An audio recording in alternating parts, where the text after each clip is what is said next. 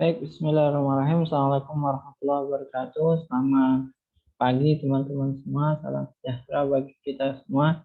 Alhamdulillah di pagi hari ini kita dapat kembali berjumpa dalam MK Riset Operasi. Ya. Semoga teman-teman dalam kondisi sehat, baik, gitu ya, dan dimudahkan dalam setiap aktivitasnya. Oleh sebab itu kita berdoa terlebih dahulu. Semoga apa yang kita usahakan, apa yang kita pelajari ini bermanfaat dan barokah. Berdoa menurut kepercayaannya masing-masing. Berdoa dimulai.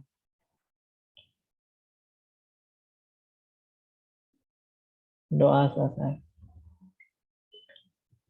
Baik teman-teman semua, saya izin share dan share screen ya. Teman-teman semua, riset operasi ini sebenarnya berkaitan dengan suatu konsep dasar untuk memecahkan masalah yang terbaik atau permasalahan yang terbaik atau mencari solusi dari permasalahan yang terbaik.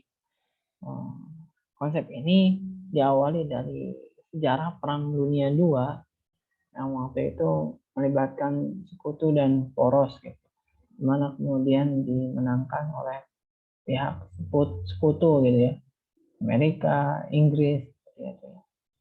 Sedangkan poros misalkan Jepang, Italia itu dan anggotanya itu kalah gitu ya.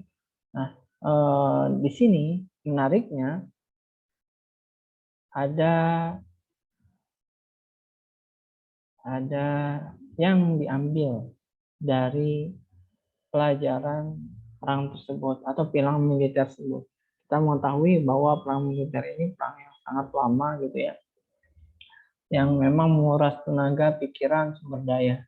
Nah, dulu Inggris gitu ya, aku sekutu itu mencoba untuk melakukan sebuah riset kecil-kecilan berkaitan dengan operasi militer, dan ini ditangkap gitu ya dengan baik oleh Amerika Serikat yang nantinya akan membuat gitu ya sebuah metode riset operasi untuk dikembangkan sebagai ilmu pengetahuan. Tujuannya adalah untuk mengefektifkan penggunaan sumber-sumber kemiliteran yang terbatas. Nah, tentunya saat ini sumber-sumber yang terbatas itu ya banyak sekali itu, terutama terkait dengan sumber daya bahan baku, sumber daya manusia, sumber daya modal. Nah, ini juga diterapkan juga dalam sebuah riset operasi. Nah, sehingga kemudian riset operasi ini dikenal sebagai suatu ilmu dan suatu seni. Apa itu ilmu dalam riset operasi dan apa itu kemudian seni? Maka kita lihat dari sini. Dipandang sebagai ilmu karena kemudian riset operasi ini menggunakan teknik-teknik algoritma matematika yang memecahkan masalah yang ada. Masalah yang ada ini dibatasi dari apa teman-teman semua? Dibatasi dari keterbatasan sumber daya yang ada. Misalkan sumber daya kerja, sumber daya waktu, sumber daya bahan baku, uang. Sehingga nantinya sumber daya yang terbatas atau situasi lingkungan yang terbatas ini kita dapat pecahkan, kita dapat capai tujuannya, kita dapat ambil keputusan yang terbaik di dalam penyelesaian masalah yang ada tersebut. Nah, inilah kemudian manfaat dari riset operasi, sehingga riset operasi ini banyak diterapkan dalam menyelesaikan masalah-masalah manajerial untuk meningkatkan produktivitas, efisiensi yang ada. Nah, seiring berkembangnya waktu, maka dalam literatur manajemen, riset operasi ini dinamakan sebagai manajemen of science. Tadi saya sudah sampaikan bahwa riset operasi itu adalah sebuah ilmu. Tapi teman-teman semua, ilmu saja tidak cukup. Karena kemudian pengambilan keputusan itu didasarkan pada hal yang berkaitan dengan seni. Jadi seni keberhasilan menyelesaikan model-model yang ada. Nah, dalam hal ini biasanya kemudian model matematis yang tergantung pada kreativitas dan kemampuan seseorang pelaku bisnis dalam melakukan pengambilan keputusan yang ada. Maka jangan salah, orang yang kemudian memiliki pengalaman yang banyak itu dalam pengambilan keputusannya akan cenderung memilih keputusan yang tepat. Nah, ini karena didasarkan pada memang riset operasi itu berkenaan dengan ilmu dan sains. Seperti itu ya teman-teman. Nah, kita lanjut.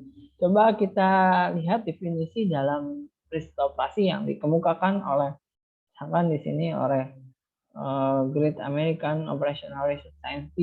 Riset operasi adalah berkaitan dengan menentukan pilihan secara ilmiah bagaimana merancang, kemudian menjalankan sistem manusia dan mesin secara terbaik. Jadi bagaimana kemudian mengkolaborasikannya, karena kemudian sekarang itu perkembangan teknologi semakin canggih, perkembangan mesin-mesin juga semakin modern, sehingga bagaimana kemudian mengkolaborasikan manusia dan mesin ini agar mencapai sistem yang terbaik. Nah, biasanya kemudian bagaimana sistem yang terbaik itu dibenturkan dengan alokasi sumber daya yang minim atau yang langka seperti itu.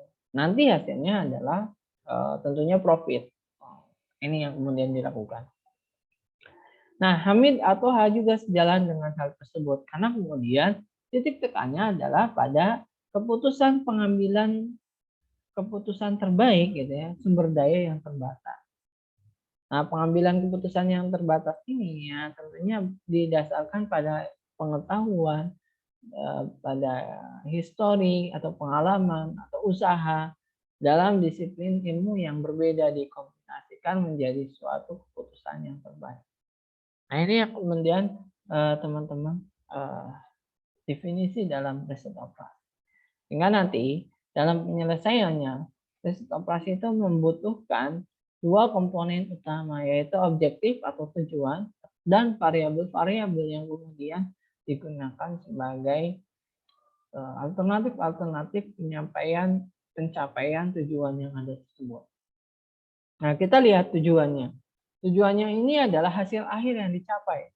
Jadi riset operasi itu bagaimana menentukan hasil akhir yang terbaik. Nah, dalam hal ini misalkan tujuan akhirnya misalkan memaksimumkan laba atau laba yang optimal gitu, laba yang banyak atau meminimumkan biaya yang harus dikeluarkan. Jadi tujuan perusahaan dalam melakukan riset operasi ya tentunya bagaimana kemudian cost-nya kita tekan sehingga kemudian menghasilkan laba yang maksimum. Gitu. Nah, ini yang kemudian dilakukan oleh sebagian besar perusahaan. Nah, atau kemudian dalam bidang non-profit, maka ya pemberian kualitas pelayanan yang baik atau service quality yang baik. Layanan yang prima gitu. Sehingga ya orang akan cenderung datang lagi gitu. Gitu ya, sepertinya. Itu teman-teman semua. Nah, variabelnya tentunya di sini dilakukan pemilihan tindakan terbaik untuk mencapai tujuannya, misalkan kualitas. Gitu. Nah, kualitas dalam pemilihan tindakan yang terbaik sangat tergantung pada pengetahuan pengambilan keputusan manajer. Jadi histori atau pengalaman itu penting. Jadi teman-teman jangan takut untuk mencoba karena itu bagian dari pengalaman terhadap seluruh alternatif tindakan yang mungkin akan muncul di kemudian hari. Nah, tentunya kalau saya contohkan seorang dokter itu mendiagnosa pasiennya itu hanya dengan menyampaikan keluhan-keluhan si pasien. Ya, jadi pasien menyampaikan keluhannya, maka kemudian diagnosanya akan tahu kenapa.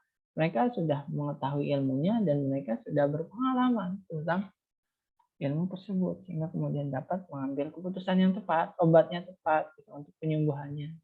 Nah, ini juga diterapkan dalam riset operasi. Seorang manajerial itu keputusan yang diambil tergantung pada ilmu pengetahuan dan pengalamannya. Nah, jadi ujuk-ujuk jadi manajer ya boleh saja, tapi kemudian secara manajerial, secara ilmu pengambilan keputusan maka ya kurang kurang baik tentunya. Seperti itu ya. Nah, jadi untuk dapat meningkatkan tindakan yang mungkin dilakukan, maka manajer harus mengidentifikasi nih variabel-variabel yang dapat dikendalikan dalam pengambilan keputusan tersebut. Seperti itu ya. Akan variabel bahan baku kah, variabel tenaga kerja kah. Nah, ini harus dikendalikan. Nah, kita lihat coba pendekatan risk operasi dalam memecahkan sebuah permasalahan gitu ya. Yang pertama biasanya kemudian dilakukan observasi. Jadi mengenali dan mempelajari masalah-masalah yang terdapat dalam organisasi atau sistem. Kita kenali dulu, coba kita observasi dulu apa masalah. Ketika sudah ketahuan, maka kemudian kita definisikan masalahnya gitu. Kita lihat kemudian batasan-batasan masalahnya, tingkat kedalaman masalahnya, tingkat permasalahannya. Nah, ini yang kemudian kita lakukan. Nah, setelah itu baru kemudian kita coba buat teknik manajemen science-nya. Nah, disinilah kemudian ruang lingkup dari riset operasi. Kita buat konstruksi modelnya sehingga dapat dicapai solusi yang terbaik. Nah, model-model tersebut biasanya kemudian model matematis berupa angka ataupun simbol. Nah, ada juga kemudian model-model yang berkenaan dengan alternatif planning solusi yang ada. Jadi ya kita coba cari, kita gambarkan gitu ya, rancangan-rancangan plan yang kita buat. Nantinya harapannya model yang ada tersebut dapat menyelesaikan dan dapat kita ambil keputusan yang paling tepat berdasarkan dengan informasi ataupun kemudian variabel yang digunakan. Seperti itu. Baru setelah itu dilakukan pelaksanaan. Jadi untuk menerapkannya manajer tidak secara kaku ya menerapkan solusi yang diperoleh tanpa pertimbangan lebih lanjut, misalkan terkait dengan sumber daya manusia kah atau lingkungan kah dan lain-lain. Nah, biasanya teman-teman semua ada metodologi riset yang digunakan dalam riset operasi. Ada 5 ya biasanya, 5 tahapan yang harus dilakukan untuk memecahkan masalah dengan menggunakan teknik riset operasi. Yang pertama adalah memformulasikan persoalan, kemudian yang kedua membentuk model matematik, yang ketiga adalah menurunkan suatu penyelesaian, yang keempat pengujian model solusi dan pengimplementasian hasil solusi. Nah, ini tadi sebenarnya sudah kita singgung. Apa sih kemudian langkah yang pertama? Misalkan memformulasikan persoalan. Nah, persoalan tersebut kita definisikan sebagai langkah dasar yang dapat menentukan spesifikasi tujuan dari organisasi yang bersangkutan. Nah, yang perlu diperhatikan adalah mempelajari ini teman-teman semua. Mempelajari dan mengembangkan suatu rumusan yang jelas dan masalah yang dihadapi. Nah, di sini tentunya ketika kita merumuskan dan menjelaskan suatu masalah yang dihadapi, maka ditemukanlah tujuan-tujuan yang sesuai atau kendala-kendala yang ada. Terkaitan antara bidang yang dikaji dengan bidang organisasi yang lain. Kemudian batasan waktu dan planning pengambilan keputusan yang tepat. Sehingga formulasi persoalan yang ada ini bisa kita gambarkan menjadi sebuah model matematik. Nah, misalkan di sini modelnya adalah variabel keputusan. Ada juga kemudian variabel dari fungsi tujuan atau object function. Ada juga kemudian kontrainnya ya, atau fungsi pembatasannya. Ada juga kemudian variabel inputnya atau variabel input parameter yang berupa kemudian angka-angka yang ada. Nah, model-model matematik ini sebenarnya teman-teman muaranya adalah sebuah pengambilan keputusan yang tepat. Keputusan yang memang diambil dengan menitikberatkan pada variabel keputusan yang ada. Misalkan X1 apa, X2 apa gitu ya. Nah, ini yang kemudian kita harus cari. Gitu. Sehingga nantinya nilai-nilai yang ada itu menghasilkan sebuah objek yang tercapai. Nah, objeknya biasanya ya cost ataupun memaksimumkan profit ya. Itu tujuannya. Nah, setelah itu kemudian baru dari model yang matematis yang telah dibuat itu, maka bisa ditentukan suatu penyelesaian yang optimum. Nah, tentunya nanti diuji tuh model yang ada ini. Nah, terkait dengan apa? Hal itu terkait dengan validasi dari model, di mana harus ditentukan apakah model matematis yang telah dibuat pada langkah 2 itu akurat atau tidak, keadaan nyata atau tidak. Itu yang kemudian harus dilakukan. Ketika kemudian matematis tersebut dibuat telah memberikan petunjuk bahwa model itu cenderung menghasilkan suatu peningkatan yang maksimal dengan hasil yang terjadi, maka ya itu yang kemudian dilakukan. Tapi kemudian kalau tidak, ya kita tidak bisa implementasikan. Nah, andaikan kemudian diimplementasikan, maka kemudian pada langkah ini hasil studi yang harus diterjemahkan ke dalam bahasa yang mudah dipahami dan mengerti, sehingga kemudian nanti tenaga kerja ataupun sumber daya dapat melakukannya dengan baik. Nah, karena ini ya, jadi butuh kemudian dokumentasi, butuh kemudian catatan semua kegiatan yang dilakukan supaya bila terjadi sesuatu yang tidak benar, itu dapat dicari penyebabnya atau permasalahan. Nah, di sini teman-teman ada klasifikasi dari teknik riset operasi. Jadi ada program linear matematik ya, ada nanti ini grand design-nya sebenarnya ada program linear. Teman-teman ada nanti dikenalkan dengan model program linear, ada analisis grafik, ada metode simplex, gitu ya, model minimasi, ada post optimalitas, transportasi, penugasan, linear integer, ada linear sasaran gitu. Ada juga kemudian teknik riset operasi berkaitan dengan teknik probabilitas. Nah, di sini ada probabilitas, ada teori permainan, ada analisis keputusan, ada analisis Markov, antrian, simulasi, ada juga kemudian teknik persediaan, ada permintaan yang pasti, permintaan yang tidak pasti, ini juga harus kita kaji gitu ya, sehingga nanti menghasilkan keputusan yang efisien. Teknik jaringan ini berkaitan dengan CPM dan Ford. Ada teknik linear dan non-linear lainnya, ada program dinamis, analisis impas dan lain sebagainya. Nah, ini penjelasannya sebenarnya nanti penjelasan ini juga akan kita kaji selama 14 kali pertemuan mendatang. Ya, cuman saya kasih gambarannya aja, misalkan program linear adalah merupakan pendekatan pemecahan masalah yang digunakan untuk situatif fungsi linear dalam mencapai tujuan maksimalisasi atau minimalisasi yang dipengaruhi oleh batasan fungsi linear untuk mencapai tujuan tersebut.